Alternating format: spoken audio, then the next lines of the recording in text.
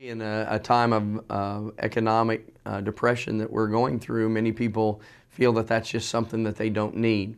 But I'm here to tell you that having insurance is a big protection for each and every one of us. And certainly insurance is something that we never want to use, but is there when we need it. Most people are aware that automobile insurance is required by law, but many aren't quite sure what type of coverage they need in order to truly protect them. Insurance it's hard to understand, and you don't know exactly what you have until the time that you need it. And lots of times people don't have either what they need or as much of what they need.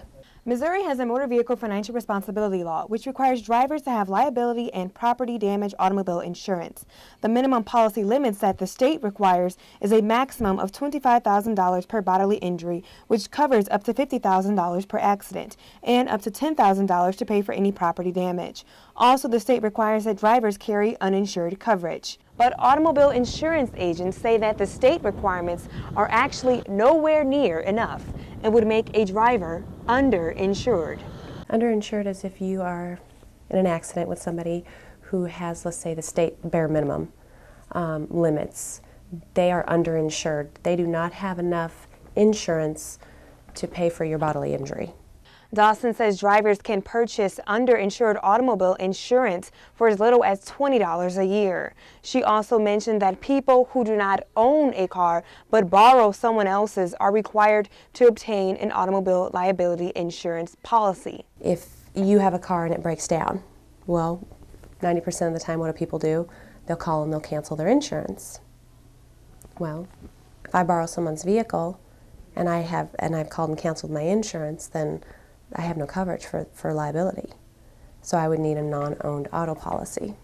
While researching for this report, we also learned about some scams many people participate in order to beat the system. I get a policy that's good for 6 months, but I only pay a month of it.